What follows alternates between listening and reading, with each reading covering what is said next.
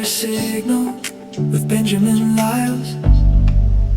Hey everybody, welcome back to the Maker Signal. I'm Benjamin Lyles, and today I want to talk about something that I think almost every creative person deals with at some point. And honestly, probably everybody else too. It's this idea that we have to feel ready before we start. Ready to write, ready to record, ready to publish, ready to try something new, ready to step into something God may be putting in front of us. And the problem is, I'm starting to think ready is one of those words that sounds responsible but can very easily become an excuse. Because if you wait until you feel completely ready, you may be waiting a very long time, maybe forever. I know I've been there, and I do tend to do that myself. Oh, I'm not ready enough. You know what? I got tired of it. I think we imagine readiness as this moment where suddenly everything lines up. You know exactly what you're doing. You have all the equipment, you have all the answers, you have no doubts, you're completely confident, and then you say, okay, now I'm ready. But how often does life actually work that way? Not very often. Usually you start with with part of the picture. You have an idea. Maybe a little confidence, maybe a little fear, maybe a lot of questions, and you move anyway. That's how most things begin. Sometimes, one thing I've learned about faith is that sometimes clarity comes after movement, not always before it. Sometimes we want God to show us every step before we take the first one, and I understand that. I like plans myself. I like knowing where things are going. I like having some idea of what's coming next. But faith doesn't always work that way. Sometimes the first step is simply go. And then you find out that what that second step is after you take the first. That can be uncomfortable. But I also think it's where growth happens. Creators are especially good at convincing ourselves we need one more thing before we start. One more piece of equipment, one more revision, one more lesson, one more plugin, one more camera, one more microphone, one more tutorial, one more opinion.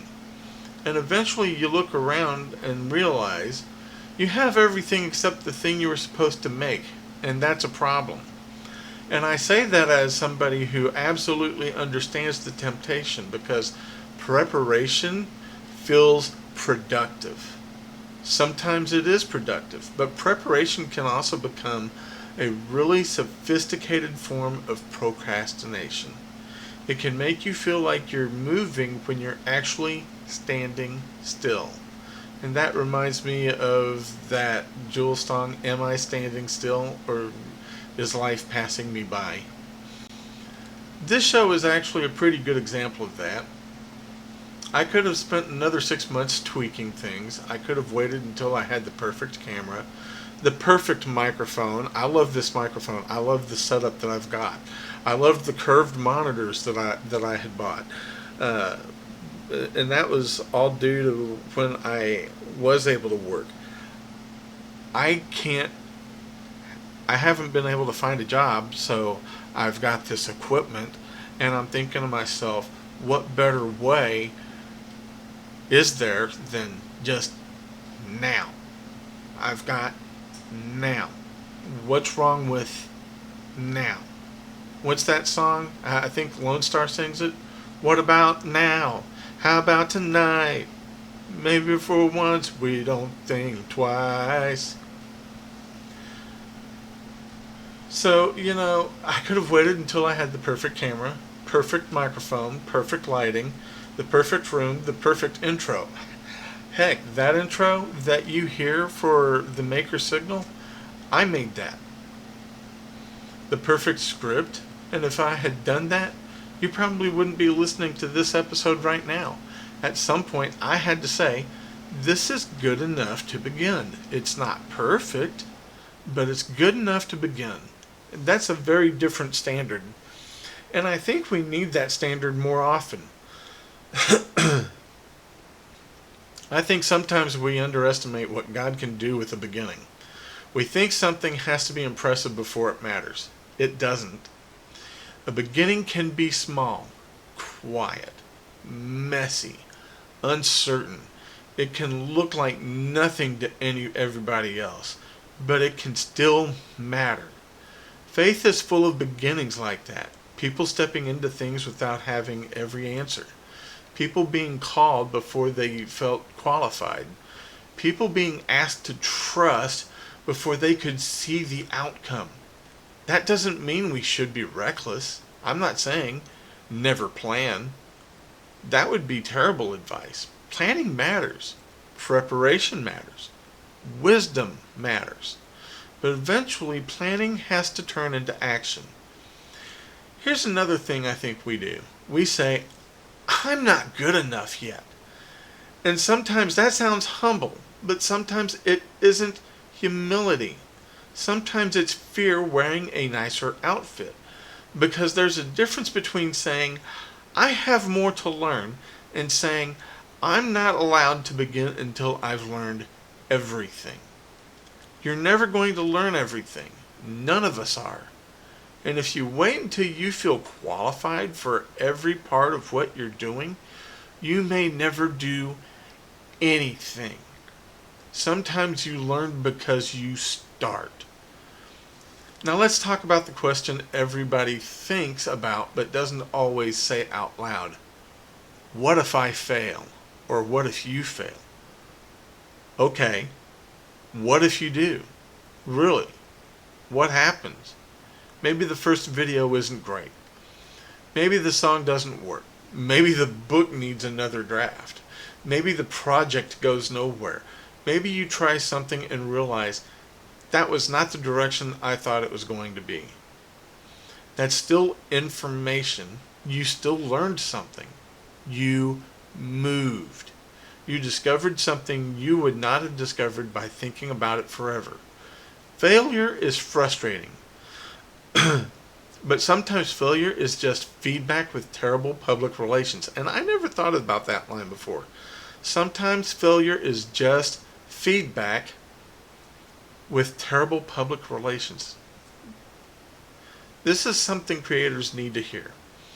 Your first version is allowed to be your first version. It does not have to look like somebody else's 10th year. You don't need to compare episode 1 of your podcast to somebody else's episode 500. You don't need to compare the first song you finished to somebody who has written professionally for 20 years. You don't need to compare your first book to somebody's 10th bestseller. That's not a fair comparison. The goal of the first step is not to prove you've mastered the whole journey. The goal is to take the first step. I've written books. None of them are bestsellers yet. I've written thousands of songs since I was a kid, since I was a teenager. I'm 52 now. I may never be an actual songwriter in the sense of getting an award for anything I've written. Doesn't mean that I'm not a songwriter, because I am. I've even shown that here on my channel that I am. And I think this is important too. Faith doesn't mean pretending you have zero doubt. Faith doesn't mean walking around acting like you know exactly what's going to happen. Sometimes faith is simply saying, I don't know how this is going to turn out, but I believe I'm supposed to move. That's enough. You don't have to fake certainty. You don't have to turn away every decision into some dramatic declaration. Sometimes faith is quiet. Sometimes it's just obedience. Sometimes it's, okay, God, I'm going to take this step, and then you take it. So let me ask you something. What are you waiting on? Is there something you're wanting to start? A song? A book? Maybe building a boat? A channel? Maybe building a guitar? A business? A ministry? A project? A conversation? What about that car that you've been stockpiling parts for? Haven't you been wanting to build that car that you've got those parts for? Start. Something you keep thinking about, but you keep moving the starting line. I'll do it when I have more time. I'll do it when I have better equipment. I'll do it when I know more. I'll do it when I feel more confident. Maybe. But maybe some of those things come after you start. Maybe confidence comes from doing. Maybe skill comes from practice. Maybe clarity comes from movement.